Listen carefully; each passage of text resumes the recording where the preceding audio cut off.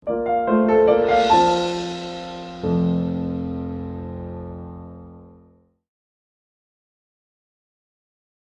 burst onto the music scene as the demon in the band he co-founded, Kiss.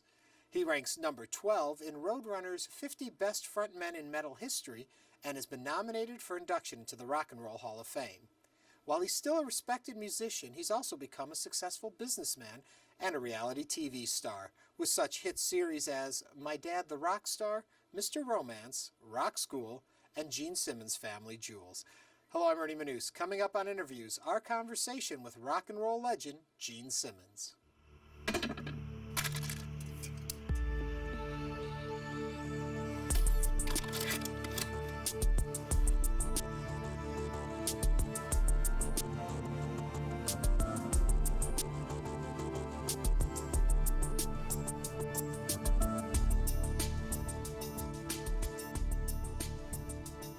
Does the excitement of touring ever end? It's nice to see you. It's good to see you, I'm too. Gene Simmons. I'm Ernie Manouse. You're a powerful and attractive man. Well, thank you. So are you. That's true. Yes. Is the excitement of what? Touring ever end for you? No, touring is fun. It beats flipping burgers. You know, we're very, very fortunate. 38 years after we started, on the four knuckleheads on the streets of New York, walking down the street and having this great idea, you know, the sort of the what-if syndrome. What if we put the band together that we never saw on stage? What if there were no rules? What if you could fly through the air 50 feet up into the sky? What if the entire drum platform, all 3 tons of it with explosions, lifted up into the air? What if Paul flew off the stage to the back? What if, the sense of wonder thing, actually make it happen? It's a lot of hard work.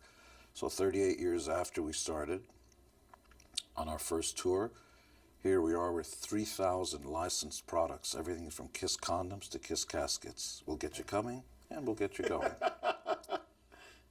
I've used that before. That's a good line.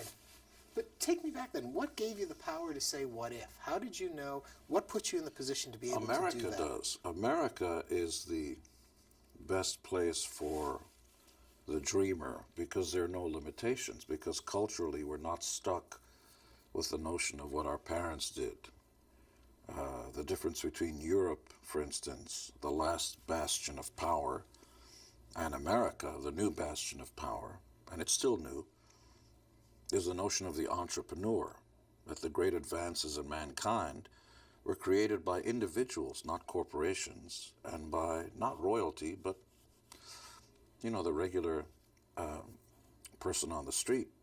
2 brothers who had a bicycle shop literally invented flight. That's in America. Not in New York, in Kitty Hawk. Not by a corporation, just by 2 brothers. And whether it's Alexander Graham Bell or Edison, this light that's on that changes darkness into light, is not actually biblical. It wasn't God doing that. It's just some guy who kind of said, how come? Or what if? And whether it's the internet or television or movies, cars, on and on and on and on and on, really comes from individuals, people with ideas who sit around going, what if? Okay, then take me to the next step. A lot of people dream. What gave you the wherewithal to make those dreams reality? Well, I come from a working class background. My father left us when I was about 7 years old, and I saw my mother get up every day and go to work, 7 a.m. till 7 p.m., 6 days a week, not 5. And I saw firsthand how hard it was to make a buck. And you know, what's interesting is that kids in America are raised with allowances. Here's your money for the week. That's not how life works. So we have 2 kids. They've never gotten a penny. You do something, you get something. The way life works. Here's your money for the week. And when you grow up and your mom and dad stop wiping your butt for you, you're kind of going, okay, where's my money for the week? This notion of entitlement, which is why, as you can imagine, politically I have all sorts of notions about governments of entitlement. Yeah. I'm against a socialistic political point of view. But in your own life, so you decide that you can do this and you get out there with hard work and perseverance. What do you think it was, though, that you folks presented as KISS, as yourself, that made America connect? Why did it work for you guys? Well, hindsight's 20/20. We can sit here and wax prolific about all sorts of notions, but there is a peculiar, perhaps it's scientific, notion of the right thing at the right place and the right time, a sort of a tipping point, if you will, when the right idea hits the public at the right time and when you have as many people as possible there. So at the core of it, we're just playing guitars. But if KISS would have done, and that works, there are a lot of people that play guitars that make a living, but if we would have done that at the same time that the Great Alaska, or Seward's Folly in the late 1800s, learn your lessons in school, when the gold rush was happening in the 1800s, and we went bam, bam, bam, bam. They'd go, what is that? That's noise, get out of here. And even the visual wouldn't work. So if you take the Beatles, stick them into the 1700s, they think it was noise. Right. Part of it is luck, a lot of it is hard work, and some of it is the what if. Yeah. The staying power, then. What Staying power means hard work. Staying power means every day you get up and you try to stay ahead of the pack and sort of march to the beat of your own drummer. This notion that music becomes homogenized. In other words, there are lots of successful rappers that have short careers, because if you can replace one rapper for another, you're done. Mm-hmm. The more unique you are in what you do, the better your chances of continuing on. So when you take a look at bands, sometimes it's musical. Take a look at a band like AC/DC. You hear it, you immediately know what it is. That's what they serve up. You want ballads, go to another band. They serve up straight up. That's what you do. KISS serves up spectacle. We will not sit around on stage on a Persian carpet, light candles, and sing about, oh, the flaxen-haired lass on the English countryside. Kill me now. We don't do that. You know, you want nice, quiet, stay at home with grandma, pour another glass of water and put her false teeth in it. Let the spinach rise to the top. That ain't what we do. We blow stuff up with a drummer and a backbeat. And don't sing about the secret of life, because there is none. Here's the secret of life. You're alive, and then you're not. That's it. That's the secret. Be glad you're alive. While you're alive, you're allowed to shake the world up a little bit. And that's what you do. But at the core of it, what we do isn't intrinsic to life as we know it on planet Earth. It's really not important. What you do is not important. What I do is not important. And neither what you do is important. Unless you were covering a news event, that would make us important. PBS, it's not really important. Nor is rock, nor is pop culture. Except for the fact that this thing of leisure time and giving people a chance to just stop doing the same thing every day, because most jobs are routine. What PBS does and what KISS does and what we do is it gives you time in your leisure time, because we have more and more leisure time, to get into the what if. So when you see Nova and programming that kind of makes you wonder and think, it's that next person who's going to become the next Carl Sagan, who initially read science fiction in his leisure time and then became a professional and started to open up the gateways of what if. And actors can become presidents of America, and bodybuilders can become the leaders of the 5th or 6th largest economy on planet Earth. That was California. And you don't have to speak English well either. You can be Schwarzenegger, and I couldn't speak English well at all. So the landscape is really fraught with sort of a no-rules landmine of stuff. Because there are no rules, there are a lot of casualties in ideas, but the ideas that survive forever. Mm-hmm. Sense of community, how does that fit into all of this? Well, I'm an only child, so I've never really connected. I'm a kind of a distant guy, except privately, when I watch TV or when I hear my mother talking about life and the hardships and stuff, I get very emotional about it and realize that there but for the grace of God, I'd be asking the next person in line, would you like some fries with that?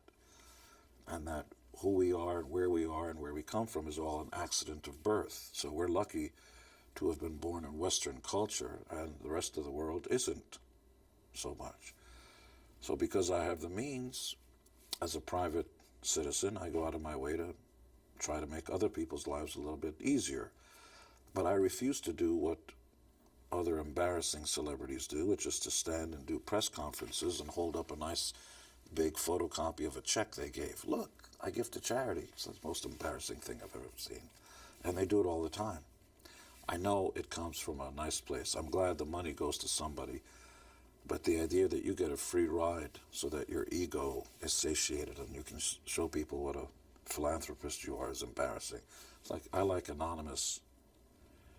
It doesn't matter who gives you the money, just because the idea of charity in and of itself is an embarrassing situation. Somebody gets some money so that you can live that week, and then they owe you something. They feel indebted. Thank you so much for it. And they have to bow and do all this kind of stuff. So take that away. I'm also less a fan of charity and more a fan of hard work. I don't want to give somebody money. I want to give them a job. Mm-hmm. You do a job, you don't have to thank anybody. You earn that money. When you talk about earning money, one thing that a lot of people cite is the merchandising and the idea of branding KISS and how you put it out into the marketplace is really what held on and made you the most successful part of all of this, is that you put KISS in everyone's lives in a way. Well, you know, we all get credit for things we don't do, and I'm a lucky guy. I'm very lucky to have a partner whose name is Paul Stanley, who's, we've been together for 38 years, and could I have done it alone? No. Could he have done it alone? No. It always takes, I don't want to go into the cliche, it takes a village and stuff, but everybody's got different fields of expertise or passions, areas that they will work harder for, and mine is in the second word. See, most people think it's called music, but it's actually, if you believe in truth in advertising, it actually says music business. The word business is right up there, right next to music, or show business. And there is no business like show business, like no business. I know. And so most of the people that play guitars and play in bands aren't really qualified to do very much of anything.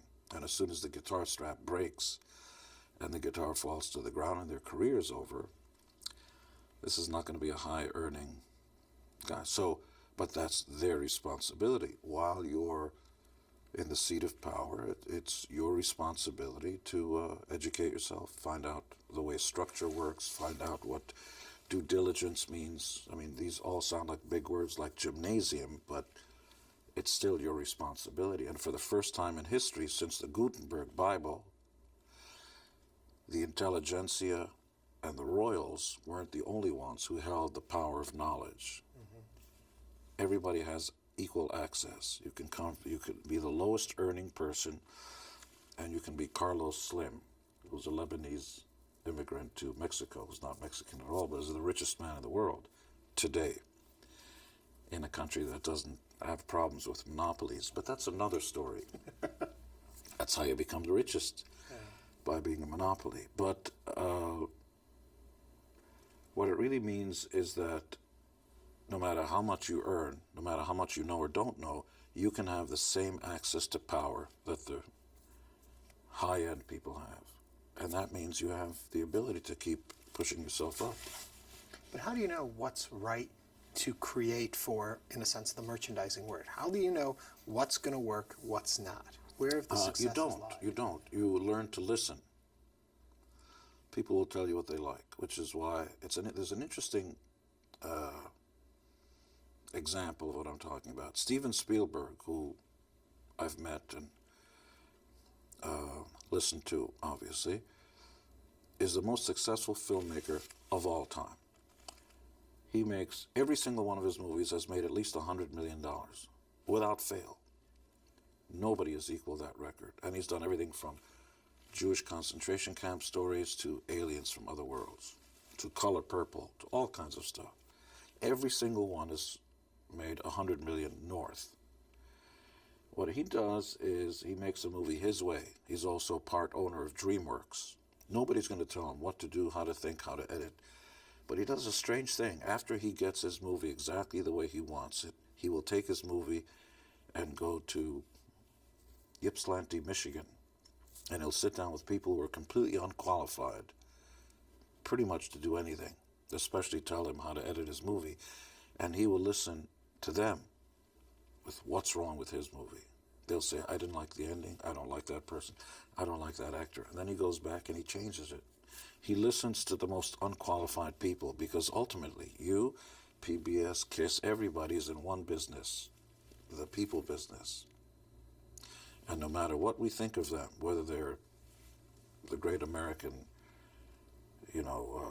populists or the unwashed masses, you can make any point of reference you like. They're the bosses. We just work here. And where does art fit into this? Art is, for my estimation, should be the name of a guy. And that anybody who calls what they do art should have a sign that says, shut up. I don't have the right to say anything about what I do. It's up to them to tell me if it's art. You can do anything you like, but you're not the one that determines if it's art. They do. So throwing up on a canvas is throwing up on a canvas. But if they decide it's art, then it's art, But not then you. musically, where do you follow your heart and mind to make it your creation as opposed to a focus group telling you what works and doesn't work and what you should do? Part of it is a focus group. The idea of just doing whatever you want to do, whoever tells you that is successful is really not telling the truth. We're all aware when we play songs to our friend, hey, I just wrote a new song, or I just did a new program. We're all aware what people like and what we don't like. And because we're social animals, we prefer to be liked than not liked, those of us who aren't sadomasochists.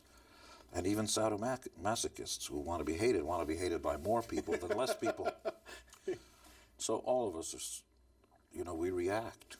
And there is no solitary. No man is an island is actually so. Nobody just does it for themselves because you need the feedback, because ultimately we want to communicate with other people.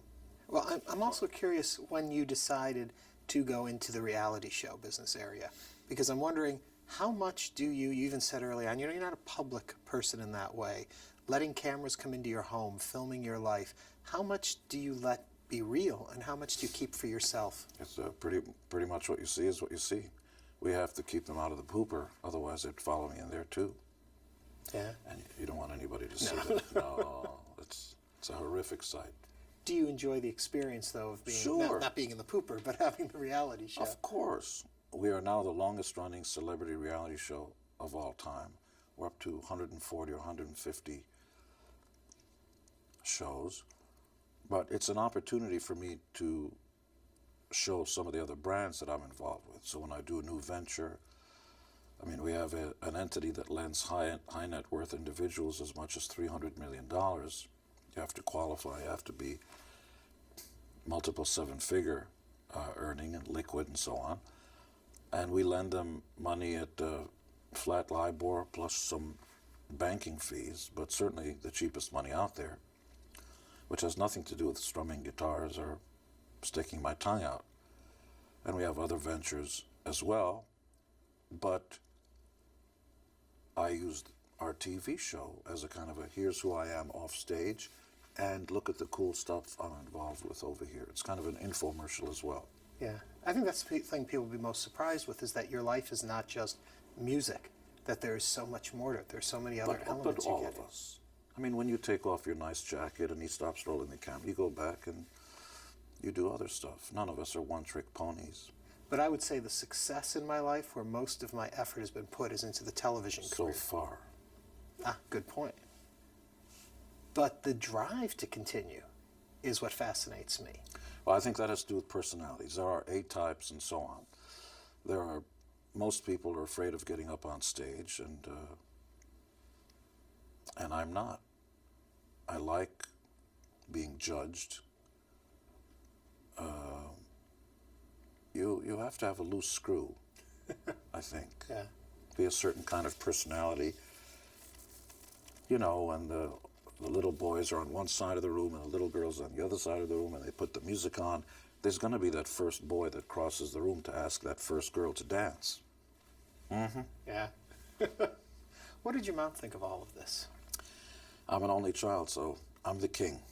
Yeah? Anything I want, anything I do. I have a funny story. You know, in the days before cell phones and everything, we were very poor. There was one phone in the house, and I'd come back from work because I always worked, and I'd run right into the bathroom because I wouldn't want to go in public. And so all my friends would call it the same. The phone would start going, and my mother in her thick Hungarian accent would say, "The king cannot come and talk to you. He is on the throne." And she would laugh. My mom. Now that's a reality show all by itself. Yeah. What did she teach you about life? And I ask that because of what she experienced. And you mentioned the Holocaust. How does that then translate to a child? How did you understand where she came from? Well, I will tell you that my mother should be teaching everybody about life, because her perspective is perhaps the most profound notions about life I've heard. And I've read the existential philosophers and Nietzsche, Kierkegaard, Kant, and, you know, what it is, who we are, what does it all mean, and all this kind of stuff. And my mother is very succinct. By the way, that's the correct way to pronounce that word, not succinct. It's like success, succinct.